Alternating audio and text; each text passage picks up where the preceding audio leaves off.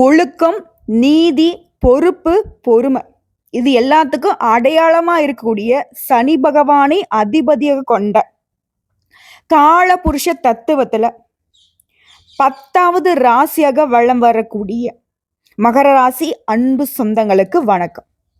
மகர ராசி பொதுவாகவே நல்ல உழைப்பாளிங்க, அடக்கமான வாழ்க்கை, நடைமுறை அறிவு, நீதி. இவங்க பேசுறாங்க அப்படின்னாக்கா அதுல நீதி இருக்கும், நியாயம் இருக்கும். சனி பகவான் எப்படி குரோதம் காட்டினாலும், அதாவது நம்மளை சோதிச்சாலும் நம்மளுடைய வளர்ச்சிக்காக தான் இருக்கும் கடைசியில பார்த்தோம்னா. அது போலதான் மகர ராசிக்காரங்க பேசுறது வேணா வெடுக்கு வெடுக்குன்னு பேசுவாங்க, தண்டிக்கிற மாதிரி இருக்கும், நம்மள தப்பு வந்துட்டு சுட்டி காட்டிட்டே இருப்பாங்க. ஆனா அதுதான் அந்த குடும்பத்துடைய ஒட்டுமொத்த வளர்ச்சிக்கும் பாதுகாப்பாவே இருக்கும். ஸோ இப்படிதாங்க மகர ராசி ஒரு வீட்டுல இருந்தா அந்த குடும்பத்துடைய ஒழுக்கம் நல்ல வளர்ச்சி பெறும். குடும்பத்துடைய ஒட்டுமொத்த வளர்ச்சியுமே இவங்க கையில தான் இருக்கும். பொறுமையானவங்க, கட்டுப்பாடா இருப்பாங்க, ஒழுக்கமா இருப்பாங்க, கடினமா உழைப்பாங்க, தன்னுடைய இலக்கை அடையிற வரைக்கும் விடாமுயற்சியா இருப்பாங்க. எப்பவுமே நடக்கிறதான் பேசுவாங்க. ஆனா தன்னுடைய உணர்ச்சியை வெளிப்படுத்தல கொஞ்சம் மந்தமா இருப்பாங்க. ஏன்னா மந்தாரகன்னு சொல்லிட்டு நம்ம சனி பகவானை சொல்லுவோம். அந்த சாயல் மகர ராசிக்காட்ட இருக்கும். அன்பு வெளிக்காட்ட மாட்டாங்க, வாக்கு கொடுக்க மாட்டாங்க. ஆனா உள்ளுக்குள்ள ஆழமான பாசத்துக்கு சொந்தக்காரங்க. இவங்களை பொறுத்த வரைக்கும் நீதி, நேர்மை, நியாயம் இதுதான் வாழ்க்கை. இதை தாண்டி ஏதாவது ஒண்ணு தேவைனா கூட அது வேண்டான்னு ஒதுக்கக்கூடிய ஆட்கள். அதையே தான் மற்றவங்ககிட்டையும் எதிர்பார்ப்பாங்க. இதனாலவே மகர ராசியை யாருக்கும் பிடிக்காது. வந்துட்டான்ப்பா 7.5 இதை கூட இவங்களுக்கு அடையாளமா பேர் வச்சிருப்பாங்க. மகர ராசிகளுக்கு நம்ம சொல்லக்கூடிய விஷயங்கள் பொருத்தமாக இருந்துச்சுக்கா ஆமாங்கன்னு சொல்லிட்டு கமெண்ட் பாக்ஸ்ல பார்த்து விடுங்க. இப்போ சனி பகவான் அதிபதி நம்முடைய வாழ்க்கையே பார்த்தீங்கன்னாக்கா ரொம்ப போராடக்கூடிய நிலையில தான் போயிட்டு இருக்கு. இன்னைக்கு மாறும், நாளைக்கு மாறும், நாளானைக்கு மாறும், இப்படி ஒரு எதிர்பார்ப்போடையும் போயிட்டு இருக்கு. ஆன்மீகத்தையும் ஆண்டவனையும் ரொம்ப நம்பக்கூடியவங்க நீங்க, ஓகேங்களா? உங்களை பொறுத்த வரைக்கும் இப்போ தலை பார்த்துருப்பீங்க, ஒரு உறவால 200% சொல்றேன், ஆகஸ்ட் 31க்குள்ள உங்க வாழ்க்கையில நிச்சயமா தான் நடக்கும்னு அடிச்சு சொல்றான்னு போட்டிருக்கேன். இப்போ நீ யோசிப்பீங்க, அது என்ன உறவு, எனக்கு என்ன நல்லது நடந்துட போகுது, என்னதான் யாருக்கும் பிடிக்கிறது இல்லையே, கடவுளுக்கே எனக்கு பிடிக்கல போல, எதுவுமே இது வரைக்கும் எனக்கு நல்லதா நடக்கிறதுக்கு வாய்ப்பே கொடுக்கல, குடும்ப வாழ்க்கையே பார்த்தீங்கன்னாக்கா ரொம்ப கஷ்டமா தான் போயிட்டு இருக்கு, பொருளாதார ரீதியெல்லாம் பயங்கரமான அடி, கிட்டத்தட்ட ஒரு வருட காலமா பிச்சு எடுக்காத குறைதான், நிறைய கடன் தொல்லைகள்ல மாட்டிட்டு முழிச்சிருப்பீங்க. ஸோ இதுல இருந்து ஒரு மாற்றத்தை ஏற்றத்தை தரக்கூடிய அமைப்புல அசுரர்களுடைய குரு, அது வெள்ளி கிரகத்துடைய நாயகன்னு சொல்லக்கூடிய சுக்கிர பகவான் உங்க ராசி கட்டத்துல இருந்து 5க்கு உரியவர். ஆனா 7ஆம் இடத்துக்கு பயிற்சி ஆகிறார். அதாவது சந்திர பகவானுடைய வீடு, குருவுடைய ஆதிக்கம் இருக்கக்கூடிய வீடு. ஸோ இந்த அமைப்பு குரு அப்படின்னாவே என்ன, தனக்காரகன் இல்லையா? அப்போ பணம் இருக்கக்கூடிய இடத்துக்கு சுக்கிர பகவான் போறது. சுக்கிர பகவான் ஒரு ஜாதகத்துல நல்ல நிலையில இருந்துட்டா அந்த ஆள் பார்த்தீங்கன்னாக்கா ரொம்ப நல்லா இருப்பான் அப்படிங்கிறது பொதுப்படி எல்லாருக்கும் தெரிஞ்ச விஷயம். நவகிரகங்கள்ல குருவை எப்படி சுபகிரகம்னு சொல்லுவோமோ அதே போலதான் சுக்கிர பகவானையும் நம்ம சுபகிரகம்னு சொல்லுவோம். ஸோ இந்த சுபகிரகத்தினால நம்முடைய மகர ராசிக்கு எப்படி ஏற்றம் மாற்றம். உங்களை பொறுத்த வரைக்கும் நான் 7ஆம் வீடுன்னு சொல்லிட்டேன். ஒரு ஜாதகக்காருக்கு அவருடைய லக்ன கட்டத்துல இருந்து 7ஆம் இடத்துல, 7ஆம் இடம்ங்கிறது பார்த்தீங்கன்னாக்க கணவன், மனைவி, கூட்டணி, உறவு, பங்குதாரர், சமூகம் இதெல்லாம் குறிக்கூடிய இடம். இப்போ என்கிட்டே ஒருத்தவங்க பார்த்தீங்கன்னாக்கா திருமணம் எப்பவுமே அமையும், திருமண வாழ்க்கை எனக்கு இப்படி கஷ்டத்துல இருக்கு அப்படின்னா அந்த 7ஆம் இடத்தை பார்ப்போம். ஸோ அந்த 7வது வீடை இப்ப சுக்கிர பகவானுடைய அமைப்பு எப்படி பாக்குது அப்படின்னா, திருமண வாழ்க்கையில இனிமை, கணவன் மனைவி உறவுல நல்லிணக்கம், காதல் வாழ்க்கை சிறப்பா இருக்கும், புதிய உறவு உருவாக்கக்கூடிய வாய்ப்பு இருக்கு. இப்ப திருமணம் ஆகிறது, ஒரு சம்பந்தம் வருது, ஒரு இந்த வீட்டுல பொண்ணு கொடுக்குறாங்க, அந்த வீட்டுல மாப்பிள்ளை எடுக்கிறாங்க அப்படின்னாக்க 2 குடும்பம் இணையிறது, 2 சொந்த பந்தங்கள் இணையிறது தானே. ஸோ அதான் புதிய உறவுகள் உருவாக்கக்கூடிய அமைப்பு. தொழில்ல கூட்டாளிகள் மூலம் வளர்ச்சி, ஒரு தொழில் நமக்கு வருது, அது செய்யணும், நமக்கு முதலீடு கிடையாது, ஆனா அதை பத்தின எல்லா விஷயமும் தெரியும், கூட்டாளிகள் சேருவான். ஸோ அவங்க கொடுக்கக்கூடிய உதவி ஒரு பொருள் உதவியா இருக்கலாம், இல்லை ஒரு ஒர்க்கு ரீதியாகவும் சேர்ந்து செய்யறப்போ நல்ல வளர்ச்சியை பார்ப்பீங்க. அதே போல மக்கள் தொடர்புடைய வேலை, மார்க்கெட்டிங் பிரிவு, சினிமா, ஆர்ட், பொலிட்டிக்கல், இந்த மாதிரியான விஷயங்கள்ல மகர ராசிகளுக்கு புகழ் பெற போறீங்க, புகழுடைய உச்சத்துல இருக்காம்பா அப்படின்னு சொல்லுவாங்க இல்லையா. ஸோ சுக்கிர பகவானுடைய அமைப்பு உங்களை புகழினுடைய உச்சத்துல உட்கார வச்சு அழகு பார்க்க போகுது. குறிப்பா உங்களை எதிர்த்தவங்க கூட, உங்களை ஒதுக்குனவங்க, நீங்களா ஒரு ஆளான எடை போட்டவங்க கூட உங்ககிட்ட வந்து கெஞ்சு கூட ஒரு நிலை உருவாகுது. சமாதானம் பேசுவாங்க. ஈன்னு அந்த பல்லு இழிப்பாங்கன்னு வச்சுக்கோங்களேன். ஸோ எதிர்த்தவன்லாம் அடங்கி போவோம். குறிப்பா அடுத்த 25 நாட்கள் திருமணம் மற்றும் உறவுகள் பார்த்தோம்னாக்கா, திருமணம் ஆகாதவங்களுக்கு நல்ல வரன் வரக்கூடிய வாய்ப்பு இருக்கு. ஏற்கனவே திருமணம் ஆனவங்களுக்கு குடும்ப வாழ்க்கை அழுத்து போச்சா? சண்டை சச்சரவுன்னு இப்படி போயிட்டு இருக்கா? ஒருத்தருக்கு ஒருத்தர் புரிஞ்சுக்க முடியலையா? பிரிஞ்சு போயிட்டீங்களா? இல்ல மறுமணத்துக்கு வரன் பார்த்துட்டீங்களா? திருமண யோகம் நல்லா இருக்கு. பாசம், ஆசை, அமைதி எல்லாமே திருமண வாழ்க்கையில கிடைக்கும். காதல் உறவெல்லாம் வந்து சிறப்பா இருக்கும். காதலிக்கிறவங்களுக்குலாம் இந்த காலம் வந்து முயற்சி பண்ணுங்க. பெற்றோர்கிட்ட வந்து சம்மதம் வாங்க ட்ரை பண்ணுங்க. திருமணத்துக்கு ரெடி ஆயிடுவீங்க. அதே போல பணம் மற்றும் தொழில். வருமானத்துல உயர்வு. எதிர்பாராத நிதி வருகை. எதிர்பார்த்த பணமே வரதில்ல. நல்லா மாடு மாதிரி உழைச்சி 10 வயசு சேர்க்க முடியல. இப்படி சொல்றீங்களா?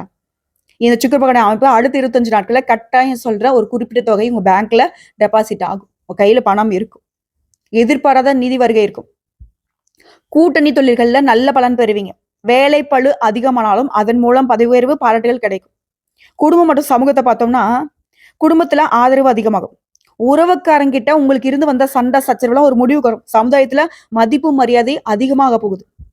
அடுத்த ஆரோக்கியத்தை பொறுத்த வரைக்கும் உடல்நலம் சாதாரணமாக தாங்க இருக்கு. பெருசா பாதிப்பு கிடையாது. ஆனா உணவு கட்டுப்பாடு ரொம்ப அவசியம். சத்தான உணவு எடுத்துக்கோங்க. வெளி உணவுகளை தவிர்த்துக்கோங்க. ஆயில் அந்த உணவு இருக்கு இல்லைங்களா? இந்த பொரிச்சது, வறுத்தது இந்த மாதிரியான உணவுகளை சுத்தமா தவிர்க்கணும். இதோட நீங்க அதிர்ஷ்டம் தரத்துக்காக செய்ய வேண்டிய விஷயங்கள்னு பார்த்தோம்னா, வெள்ளிக்கிழமைகள்ல வெள்ளை நிற மலர்களை பால், தயிர், வெண்ணெயோட போயிட்டு நவகரங்களை விற்றுக்கூடி சுக்கிர பகவான வழிபாடு செய்யும். அதே போல முடிஞ்சா இந்த 25 நாட்களுக்குள்ள குடும்பத்தோட கஞ்சனூர் சுக்கிர பகவானுடைய ஸ்தலம் இருக்குல்லையா, கும்பகோணத்துக்கு அருகே, அங்க போயிட்டு தரிசனம் பண்ணிட்டு வருது சிறப்பான பலன்களை கொடுக்கும். அதே போல நீங்க அனுதினமும் சொல்ல வேண்டிய மந்திரச்சொல் 16 முறை, 21 முறை, 108, 1008 எத்தனை முறை உங்களால் சொல்ல முடியுமோ அது சொல்லுங்க. ஓம் சுக்ராய நமக. இந்த மந்திரத்தை தினமும் 108 முறை சொல்றது மகரத்திற்கு பலம் சேர்க்கும், வளம் சேர்க்கும். அதே போல இல்லாத ஏழை எளிய மக்களுக்கு உணவு உடை தானம் கொடுங்க. உணவுன்னு பார்த்தோன்னாக்கா பால் கொடுங்க, அரிசி கொடுங்க, வெள்ளை ஆடைகளை கொடுங்க. ஏன் வெள்ளை சொல்றேனாக்கா சுக்கிர பகவானுக்கு உரிய நிறம் வெள்ளை. புரியுதுங்களா? நீங்க கொடுக்கறத கொடுக்குறீங்க, அதை வெண்மை நேரத்துல கொடுக்குறப்போ சுக்கிர பகவானுடைய அனுகிரகம் கொஞ்சம் கூடுதலாவே கிடைக்கும். சிறப்பு பலன்கள்னு சொல்லலாம். அதே போல கணவன் மனைவி உறவுகளுக்கிடையே அன்பா நடந்துக்கிறது சிறப்பு. இல்லம்மா சதா நேரமும் சண்டை சச்சரவு தான் வருது, நான்லாம் விட்டு கொடுத்துலாம் போக முடியாது, இப்படிலாம் இருந்தீங்கன்னாக்க ஒன்றும் பண்ண முடியாது. நீங்க ஒரு படி கீழே இறங்கி பாருங்க, சுக்கிர பகவான் உங்களை வந்து பார்த்துருக்க உங்க வாழ்க்கை துணையை வந்து 100 அடி உங்களை வந்து நெருக்கத்துக்கு கொண்டு வந்து விட்டுடுவார். குடும்ப வாழ்க்கை சிறப்பா இருந்துட்டா போதும், மற்ற எல்லாத்தையும் அழகா சமாளிச்சிடலாம். ஸோ வாழ்க்கை துணைங்கிறது ரொம்ப முக்கியமான இடம். ஸோ அந்த இடத்துக்கு சுக்கிர பகவானுடைய பரிபூர்ண அருள் கிடைச்சிருக்கு. சுருக்கமா சொல்றேன், மகர ராசிக்காரங்களே, சனி உங்களுக்கு அதிபதி தான். ஒழுக்கம், உழைப்பு, பொறுமை கொடுத்துருக்காரு. இப்போ சுக்கிர பகவான் கடகத்துக்கு போய் 7ஆம் வீட்டுல அமர்ந்திருக்கிறது.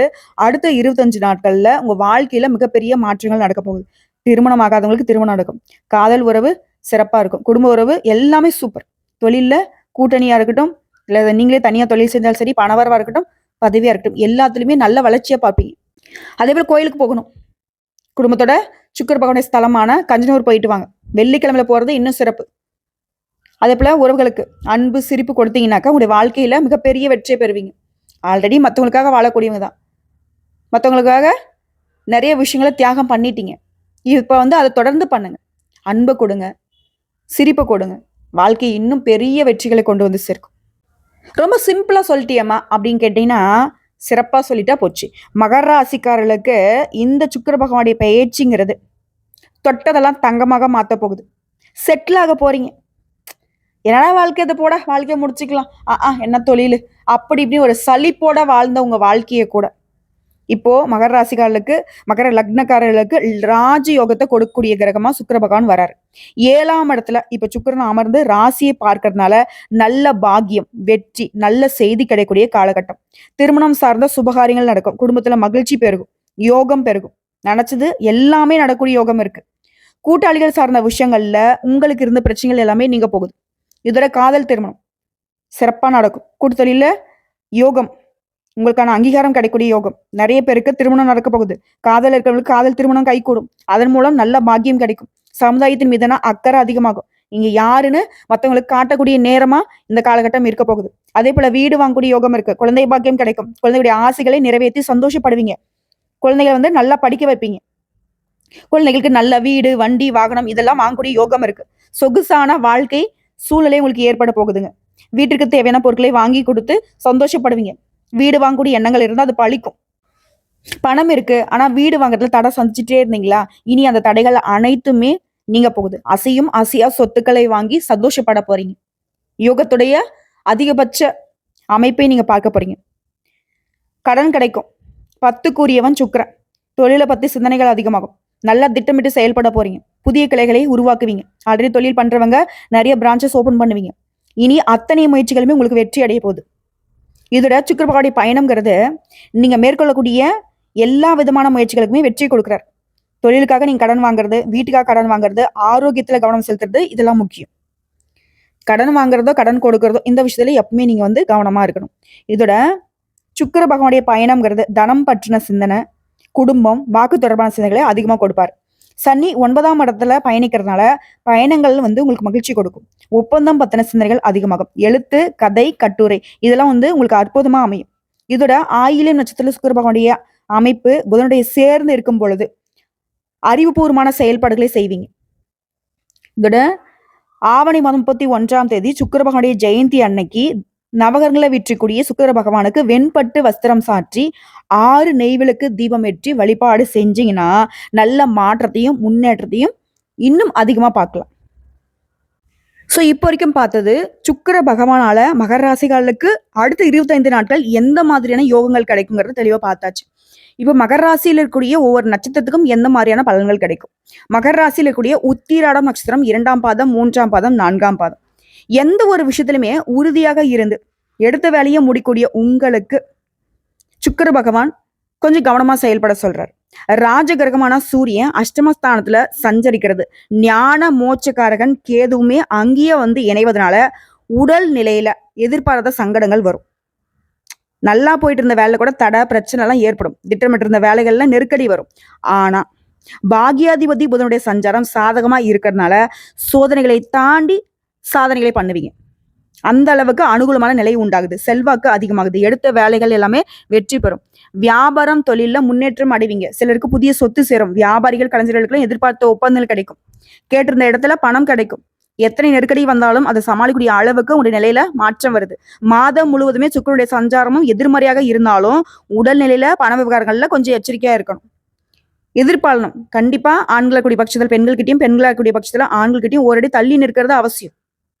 அதே போல அரசு வேலையில இருக்கீங்களா, வேலை பார்க்கக்கூடிய இடங்கள்ல எதிர்பாராத சங்கடங்கள் ஏற்படுறதுக்கு வாய்ப்பு இருக்க. முடிஞ்ச வரைக்கும் நேர்மையா இருங்க, ஒழுக்கமா இருங்க. உங்களை பாதுகாக்கும் இதெல்லாம்.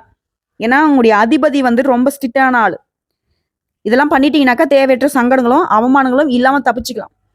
மாணவர்களை பொறுத்த வரைக்கும் படிப்புல அக்கறை கொடுக்கணும். தவறான நண்பர்களை விட்டு விலகி நிற்கணும். ஓகேங்களா? மற்றபடி எல்லாமே நல்லதான் நடக்கும். தம்பதியில பொறுத்த வரைக்கும் ஒருத்தருக்கு ஒருத்தர் அனுசரிச்சு நடந்துக்கோங்க. குடும்பத்துல நிம்மதி உண்டாகும். உங்களை பொறுத்த வரைக்கும் பரிகாரம் யோக நரசிம்மரை அனுதினமும் வழிபாடு செய்ய நன்மைகள் நடந்தேறும்.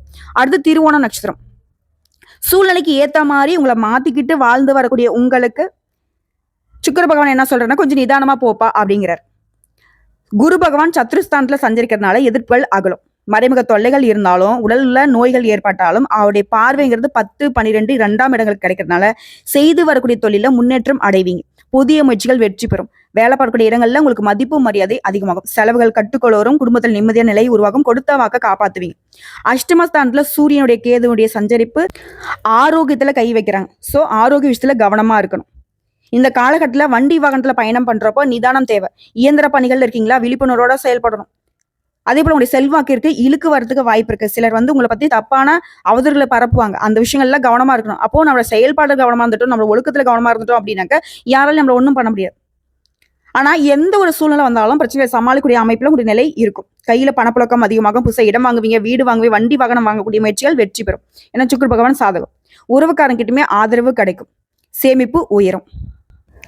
இதோட நீங்க செய்ய வேண்டிய பரிகாரம்னு கேட்டினாக்கா அனுதினமும் ராமநாத சுவாமியை வழிபாடு செய்ய சங்கடங்கள் விலகும், நன்மைகள் சேருங்க. அடுத்து அவிட்டம் நட்சத்திரம் 1ஆம் பாதம், 2ஆம் பாதம். எடுத்த வேலை எதுவா இருந்தாலும் சரி அதை உடனே முடிக்கணுன்ற எண்ணத்தோட வேகமா செயல்படக்கூடிய உங்களுக்கு சுக்கிர பகவான் என்ன சொல்றாருனாக்க கொஞ்சம் திட்டமிட்டு செயல்படுப்பான்னு சொல்றாரு. தைரிய வீரியக்காரகனான செவ்வாய் பாகிஸ்தான்ல சஞ்சரிக்கிறதுனால எடுக்கக்கூடிய வேலைகள் கொஞ்சம் இழுபறியாகும். எதிர்பார்த்த வருமானம் கொஞ்சம் தள்ளி போகும். புதிய முதலீடுகள் செய்றீங்கனாக்க அதை இந்த காலகட்டத்துல தவிர்த்துக்கோங்க. வழக்கமான வேலைகள்ல கவனம் செலுத்தினாலேயே பொருளாதார நிலை அப்படிங்கிறது சீரா இருக்கும். வேலை பார்க்கக்கூடிய இடங்கள்ல உங்களுக்கு உரிய வேலையை மட்டுமே முழு கவனத்தோட செய்யுங்க. அதே போல மத்தவங்க சொல்றாங்க அப்படின்னு எந்த ஒரு வேலையுமே அடிபணிஞ்சு செய்யணுன்ற அவசியம் வேணாம். அப்படி செஞ்சுட்டீங்க, மத்தவங்க சொல்றதை கேட்டுட்டீங்க அப்படின்னாக்கா வேலையில சிக்கல் வரும். எதிர்பாராத இடமாற்றம் ஏற்படுறதுக்கு வாய்ப்பு இருக்கு. வியாபாரிகளை பொறுத்த வரைக்கும் கணக்கு வழக்குல சரியா வச்சுக்கிறது அவசியம். இல்லைன்னா அரசாங்கத்துக்கு அபராதம் கட்டக்கூடிய சூழ்நிலை கூட வரும். எந்த ஒரு விஷயம் செய்யறதுக்கு முன்னாடியும் சிந்தித்து செயல்படணும். பண இழப்புகளை தவிர்க்க முடியும். இதோட ஞானக்காரகன் குரு 6ஆம் இடத்துல சஞ்சரிக்கிறதுனால மறைமுக எதிர்ப்புகள் அதிகமாகும். இதோட அஷ்டம சூரியனும் கேதுவும் உடைய நிலையில பின்னடைவை ஏற்படுத்துவாங்க. முயற்சிகள்ல தடைகளை உண்டாக்குவாங்க. உடல்நிலையில பாதிப்பை ஏற்படுத்துவாங்க. இதனால எப்பவுமே கவனம் தேவை. குறிப்பா ஆண்களா இருக்கக்கூடிய மகர ராசிக்காரங்க, பெண்களா இருக்கக்கூடிய மகர ராசிக்காரங்களாம் உடைய எதிர்பாலினம் இருக்கு இல்லையா, ஆண்கள கூடிய பட்சத்தில் பெண்கள் கிட்ட, பெண்களா கூடிய பட்சத்துல ஆண்கள் கிட்ட விலகி இருக்கணும். இல்லைன்னா அவமானத்துக்கு ஆளாகிறதுக்கு வாய்ப்பு இருக்கு. பண இழப்புமே சிலருக்கு ஏற்படும். குடும்பஸ்தானத்தை குருடைய பார்வை கிடைக்கிறதுனால குடும்பத்துல இருக்கவங்கள அனுசரிச்சு நடந்துக்கோங்க. அவங்களுடைய ஆலோசனை கேட்டுக்கோங்க. குடும்பத்தை தாண்டி நமக்கு யாரும் வந்து நல்லது நினைச்சிட்டு போறது. ஓகேங்களா? இதெல்லாம் ஃபாலோ பண்ணிட்டீங்கன்னாக்க நிம்மதியான வாழ்க்கை அமையும். உங்களை பொறுத்த வரைக்கும் பரிகாரம், அனுதினமும் திருத்தணி முருகப்பெருமானை வழிபாடு செய்யறதுனால, நினைக்கிறதுனால நல்லதே நடக்கும். நினைச்சது எல்லாமே கைகூடி வரும். ஸோ பொதுவா பார்த்தோன்னாக்கா சுக்கிர பகவானுடைய அமைப்பு ரொம்ப சாதகம். பொருளாதார ரீதியா, குடும்ப வாழ்க்கை ரீதியா எல்லாத்துலயும் சாதகம் தான். தனிப்பட்ட நட்சத்திர பலன்களை பார்க்குறப்போ ஒரு சிலருக்கு மாற்றம் வருது. ஸோ இப்போ என்ன பண்ணுன்னா, எந்த இடங்கள்ல எந்தெந்த விஷயங்களை ஃபாலோ பண்ணுங்கிறத முடிவு பண்ணிக்கோங்க. நல்லதே நடக்கும்.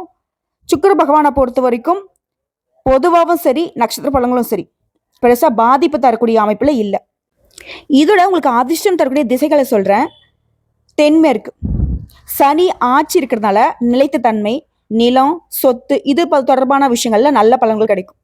அதே போல மேற்கு சுக்கிரனுடைய ஆட்சி இருக்கிறதுனால இந்த காலகட்டத்துல திருமணம், பாச உறவு, செல்வ வளத்தை கொடுக்கக்கூடிய திசையா இந்த மேற்கு திசை வருது. இதுவே அதிர்ஷ்டம் தரக்கூடிய எண்கள்னு பார்த்தோன்னாக்கா 8, 6, 2. 8ங்கிறது சனி பகவானுடைய எண். நீண்ட நாள் வெற்றி வேணும். அதே போல தியாகத்துக்கு பின்னாடி உங்களுக்கு ஒரு வலுவான பலன் வரும். 6ங்கிறது சுக்கிர பகவானுடைய எண். இந்த எண்களை நீங்க பயன்படுத்துறப்போ அவர் உங்களுக்கு நல்ல வளர்ச்சி கொடுப்பாரு. காதல் விஷயத்துல, குடும்பத்துல அமைதி கொடுப்பாரு. செல்வத்துல வளத்தை கொடுப்பாரு. இதுல 2ஆம் எண் அப்படிங்கிறது சந்திர பகவானுடைய எண். மன அமைதி, உறவுகள்ல இனிமையை கொடுப்பார். அதே போல அதிர்ஷ்டம் தரக்கூடிய நிறங்கள் கருப்பு, நீல நிறம் சனி பகவானுடைய நிறம் அப்படிங்கிறதுனால பாதுகாப்பு, வலிமையை கொடுக்கும். அடுத்து வெள்ளை, வெள்ளி நிறம் இது சுக்கிர பகவானுடைய நிறம். கலை, செல்வம், திருமண விஷயங்கள்ல வளம் சேர்க்கும். அடுத்த பச்சை நிறம், இதனால உடைய புத்திசாலித்தனம், அதே போல மக்கள் தொடர்பு விஷயங்கள்ல உடைய திறன் அப்படிங்கிறது அதிகமாகும். இதை அடுத்த அதிர்ஷ்டம் தரக்கூடிய தெய்வங்கள்னு பார்த்தோன்னாக்கா சனி பகவான் மகர ராசிகளுடைய அதிபதி இவருங்கிறதுனால ஒழுக்கம், நிலைத்தன்மையை கொடுப்பார். சனிக்கிழமைகள் தோறும் சனி பகவானை வழிபாடு செய்யறத தவறாம பண்ணுங்க.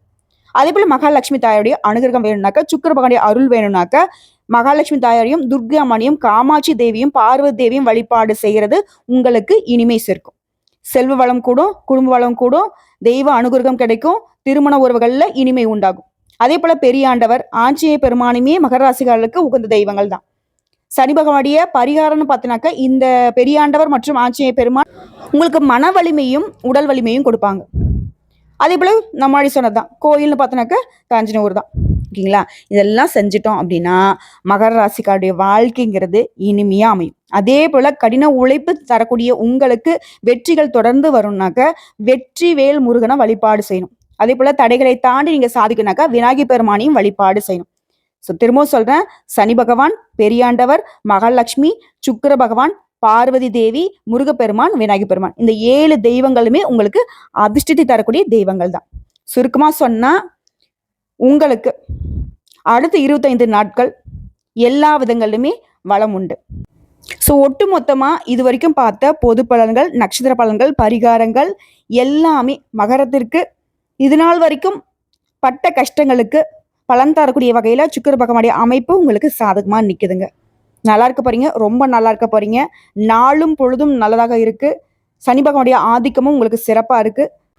ஆனா என்னதான் நேரம் காலம் நல்லா இருக்கு, நம்முடைய அதிபதி நமக்கு நல்ல அமைப்புல நிக்கிறாரு, சுக்கிர பகவான் நல்ல அமைப்புல நிக்கிறாருனாலையும் எதை செய்யறதுக்கு முன்னாடி ஒரு திட்டமிடுதல் இருக்கணும். யாரையும் நம்பக்கூடாது. குறிப்பா பண விவகாரங்கள்ல உஷாரா இருக்கணும். முதலீடு விஷயங்கள்ல உஷாரா இருக்கணும். தொழில் பண்ணுங்க, உத்தியோகம் பண்ணுங்க, இல்ல வீட்ல இருங்க. எத செஞ்சாலும் உங்களுக்கான இன்னைக்கு என்ன பண்ணுங்கிற ஒரு திட்டமிடுதலோட தொடங்கி, இது நாள் வரைக்கும் நம்ம என்ன பண்ணோம்? இதெல்லாம் நமக்கு பாதிப்பு கொடுத்துச்சு. அந்த ஒரு புரிதலோட தான் நாளும் பொழுதும் உங்களுக்கு அமையணும். ஓகேங்களா? அதேபோல அனுதினமும் ஓம் சுக்கிராய நமக இந்த மந்திரத்த 16 முறை, 21 முறை, 108 முறை சொல்வது சிறப்பு. உங்களுடைய நேரம் காலத்துக்கு தகுந்த மாரி உச்சரிங்க. முடிஞ்சா கைகளால எழுதுறது இன்னும் சிறப்புங்க. இதுதான் நான் உங்களுக்கு பரிந்துரைப்பேன். நல்லதே நடக்கும். வாழ்த்துக்கள்.